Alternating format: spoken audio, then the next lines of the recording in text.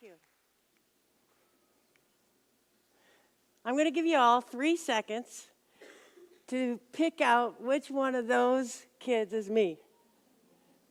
Time's up. I made it real easy because I'm the only girl, and I'm also the smallest person in the photograph on the team. However, I believe that I was the biggest, the strongest, the fastest, and the most powerful. My dad would tell you I have a problem with reality. He'll also tell you that it's because of him that I'm the champion I am today. That's because he came home with a flyer for a tough man competition and said that I could probably win it. And he was right about that too. So I thought, you know what, I should probably have some kind of training before I go ahead and start fighting. So I walked into what was then a ring sports gym right here in Duncan, British Columbia. It was called VAR's Gym, and I immediately fell in love.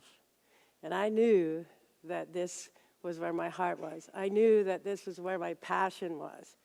And I hope for each and every one of you that you have the opportunity to find your passion and pursue it relentlessly.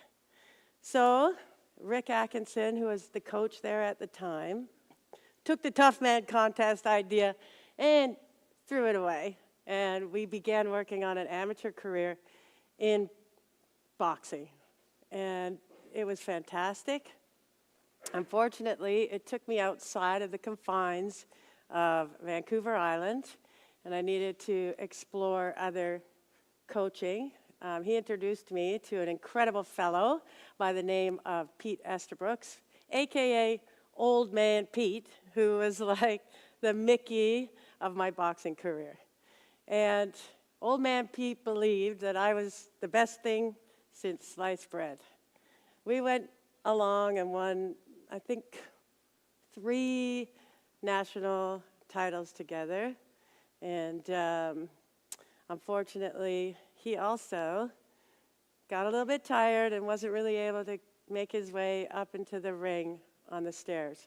Again, I had to look at where I was going to go next as far as coaching. It made me reflect on a mentor I had who was the manager right here at Kerry Park Arena. And he had said to me, you know what, Jeannine, if you want to be the best, you got to train with the best. And I thought, okay. And there was a woman by the name of Margaret Sidoroff, who was a world champion. And I met her coach and her at my first Canadian National Championship. He stayed there to watch me get beat by someone with more experience than me, but it didn't happen. I ended up winning. So he introduced himself, and I remember him, and I thought, you know what, I think they can really take me to a world title. So I called them. They were in Windsor, Ontario, and I said, you know, how do you feel about training me? And they said, oh, you know, we'd love to. That's great. We have room in the boxing club. You can stay there. I said, sure, no problem. I'll sleep in the middle of the ring on the floor. I don't care. And they said, no, it's okay. We actually do have some space in our house, and they welcomed me in. And I'm super grateful for that.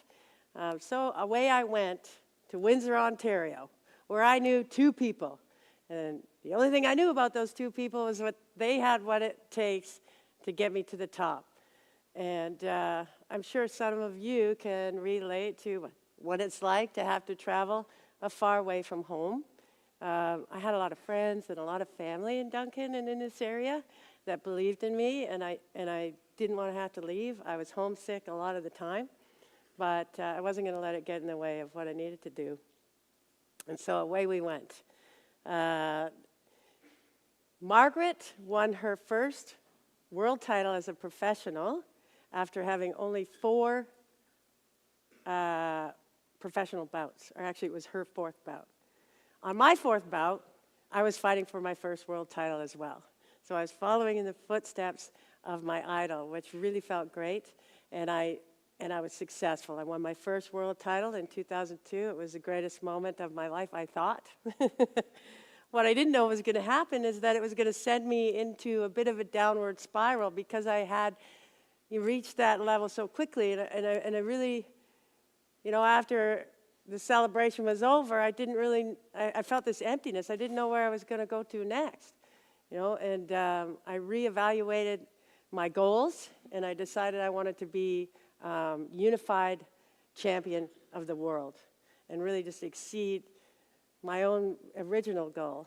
And I couldn't wait to get started. We got going to work in the gym, and my neck, I was looking for opponents, and I couldn't get any opponents. So, it was tough, and we looked at taking some risks. So I moved out of my weight division, up in weight, which is a big mistake, anyone can tell you, in the sport of boxing. But I needed to stay active. And I took a fight with a woman who I looked at and thought, oh, I'll never have to fight her because she was in the higher weight division. But we took the fight. So here I go.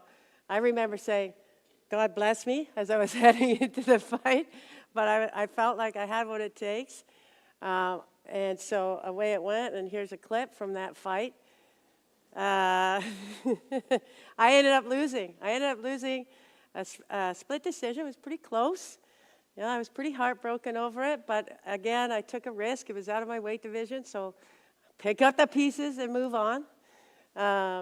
It was a great experience, and honestly, after losing to Chevelle Hallback, that is the woman in the picture, other than me, I didn't feel like I had to fear anybody. So we moved on. Again, becoming a bit of a road warrior and taking some bouts overseas. What happened next was I went to, well, I don't want you to see that yet, the stupid buttons. Okay, so what happened next was that the next bout I was able to get was in Korea. So again, it was out of my weight division, and it was for a world title. It wasn't for the title that I currently had, but I was in a foreign territory. It was a pretty tough fight. I felt like I did very well. I didn't get the W. It was pretty disappointing, but since I was in another weight division and it wasn't my world title on the line, it was in another country, I didn't feel that bad. And by not feeling that bad, I meant like I wanted to jump off a cliff, but I didn't actually jump off a cliff. I felt terrible. I didn't know how I was going to go home and tell my family and my friends that I lost. Losing in boxing is one of the most horrific things, in my opinion. It's not recommended. But sometimes these losses are things we have to go through. We don't know the big picture. And my next bout was going to be for my title, for the title that I currently had. And this time, I had to travel all the way to Sarajevo. Sarajevo, Bosnia, is a war-torn country. And it was a pretty enlightening experience, but I was there to win, and that was it. So I did what I felt I had to do in the ring. I knocked her down in the 4th round. It was a very tough fight, but I felt confident that I did my job. However, once again, things did not go in my favor. And when you're fighting in another country, okay, when you land a combination, you can hear a pin drop in the room, right? But when they land just maybe a jab or something, wow, the crowd goes wild and everybody's cheering, and it was like, it was taking its toll on me a little bit, But what really hurt was when the decision was made, the crowd went wild and they cheered for her, and I just, I found myself back in my dressing room on the bench with my head down and my heart broken. I'd never been so heartbroken in my entire life. Everything I thought that I believed in, I had lost. I no longer had a world title, and I really didn't know if what I was doing, I should be doing. I began not so certain. Like, I believed in myself the whole way. Everybody that believed in me, I had let them down, And just hearing them cheer for her the way they did, I was so longing for my home, my friends, my family, So I just remember the tears coming down, and I said out loud, I wish I could be hometown girl, And ladies and gentlemen, here's one other experience I hope you have at some point in your life. And if I reflect back, I think I could actually physically feel it. My fairy godmother came down and boop, tapped me on the head. And my very next two bouts, and I never could have dreamed this, were in my hometown of Duncan, British Columbia. Yeah. Yeah. And I owe it all to a great man, Wally, who was the promoter of this show, but he was driven and motivated to make sure that I got a bout in my hometown. I don't know what inspired him, but I am so grateful for that person today. The second bout, I took on a woman who was supposed to be the next best thing, the greatest, okay? And I'll tell you one more thing. When I was in Bosnia, I had lost my title belt, and all I had left was a desperate attempt to get it back. And I reached out, and there was 3 world titles. And remember, my goal to be unified featherweight champion of the world. So I found the representative for the WBC, and I know who has that belt, and it's Ina Menzer in Germany. And I'm in Europe. So I find this man, I approach him, and I say, you know, I want to fight for that title. I want to fight for that belt. I want to fight Ina Menzer. And she was undefeated, okay? They looked at me and said, they will never fight you. That's what they said to me, okay? So moving forward, I get this bout against someone who's ranked number 1, and in the second round, I knock her out. It was the greatest moment, I thought, of all time in my career. However, and you can watch it on YouTube. However, the best was still yet to come. So when I beat this woman, BoxRec ranked me number 1. And the people in Germany said, why is she number 1? We're undefeated. We're the best. And BoxRec said, well, if you want to be ranked number 1, then beat Jeannine Garside. And they said, of course we'll beat Jeannine Garside. So, in the works, and what happened next, I would never imagine. I got the opportunity, I can't do these buttons. I apologize. Let's get back. So this was after I won against Lindsay Garbutt in my hometown that excelled me to the next level. So I was given the opportunity to unify the featherweight champion, or the featherweight title in Germany. The fight was in Stuttgart. Now, everything that I'd been through up until that point, I was riding a river of blood, sweat, and tears directly into the ring. Everything that I struggled to go through to get me there prepared me for the biggest fight of my life. And in the corner, my coach says to me, do not give her anything. And I know exactly what that means. BoxRec asked me before the bout, how are you going to win a decision in Germany? And I said, you know what? I knew at that point I was prepared for what it was going to take to win in somebody else's backyard because of the losses that I had been through. And I just said, I hope that the decision will be fair, because I come from a country where we expect things to be fair. And in my heart, I've always just hoped that things will be fair and that I'll be treated fairly. That's just the way I am. So, yeah, it was an incredible bout. I had to dig deep in the 10th round. And there was, at that point, had I not won the 10th round, I probably would have had a draw.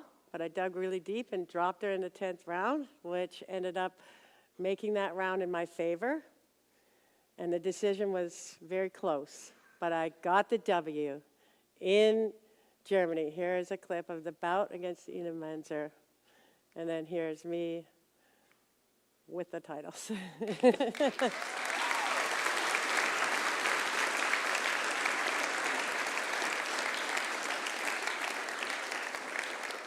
But the reason why I'm here to share this with you today is because I want you to recognize some of the things that made the difference for me. And it wasn't an I thing, I say. It was a we thing. So I challenge you, it's up to you. You get to decide who's going to be in your corner, when you're out there in the fight of your life. And make sure that you pick a team that believes in you. And at your very, very lowest moments, always believe in yourself. You know, because right around the corner, the best is yet to come. Your biggest victory comes right after some of the most challenging moments that life is going to offer to you. So it's up to you to keep moving forward and get to that victory. And I just want to say, the last tear I cried in my boxing career was a tear of gratitude for being given the opportunity to fight in that fight in Germany. And I wish you all the very best. Thank you for listening to me today.